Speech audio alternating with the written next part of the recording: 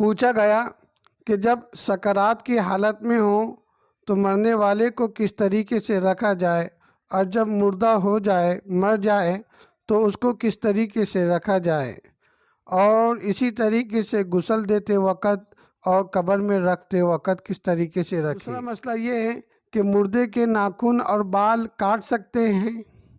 تیسرا مسئلہ یہ ہے کہ مردے کو جب قبر میں رکھے تو دائیں کروٹ مسنون ہے یا صرف چہرہ ہی قبلے کی طرف کر سکتے ہیں؟ برائے مہربانی وضاحت فرمائیں۔ پہلی بات یہ ہے کہ جب آدمی سکرات کے عالم میں ہوتا ہے تو اکثر ہم ایک طریقے پر رکھتے ہیں کہ اس کے پیر قبلے کی طرف رکھتے ہیں، غسل بھی دیتے ہیں تو اس وقت بھی ہم اس کے پیر قبلے کی طرف ہوتے ہیں۔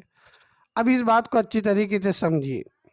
ایک ہوتا ہے سکرات کا عالم، یعنی آدمی ان قریب مرنے والا ہے تو اس کو کہتے ہیں سکرات، تو لہٰذا اس وقت اس کے پیر قبلے کی طرف رکھ دیا جائے اور پیچھے سے ٹیکا لگا دیا جائے تاکہ اس کا سر بھی قبلے کی طرف ہو جائے، اس طریقے سے قبلے کی طرف اس کو رکھا جائے۔ یہ ہوگا سکرات کا عالم۔ کلمہ وغیرہ کی تلقین ان کو نہ کرے کہ کلمہ پڑھو پڑھ کے، بلکہ ان کے سامنے ہم کلمہ صرف پڑھیں گے، اشہد ان لا الہ الا اللہ واشہد ان محمدا عبدہ ورسولہ، لا الہ الا اللہ محمد الرسول اللہ، یہ ہم صرف پڑھتے رہیں گے۔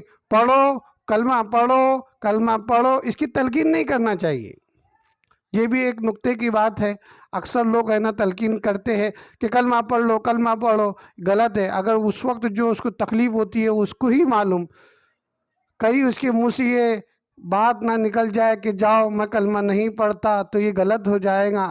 صرف ہم کلمہ پڑھتے رہے زور زور سے، لا الہ الا اللہ محمد الرسول اللہ، اشہد ان لا الہ الا اللہ واشہد ان محمدا عبدہ ورسولہ۔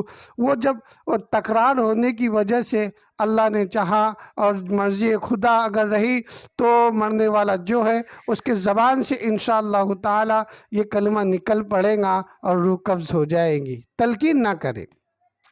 تو جس وقت سکرات کا عالم ہوتا ہے تو اس وقت قبلے کی طرف پیر رکھا جاتا ہے۔ یہ باریک نقطہ ہے، اکثر لوگ اس میں غلط فہمی کے شکار ہے، بس اس طریقے سے پھر وہ مر گیا۔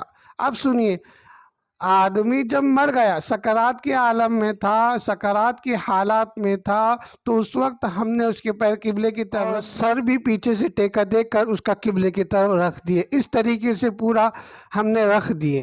جب اس کی روح قبض ہو گئی، روح پرواز ہو گئی، روح نکل گئی، تو حضرات گرامی اب اس کو ہم اس طریقے سے رکھیں گے جس طریقے سے قبر میں رکھا جاتا ہے۔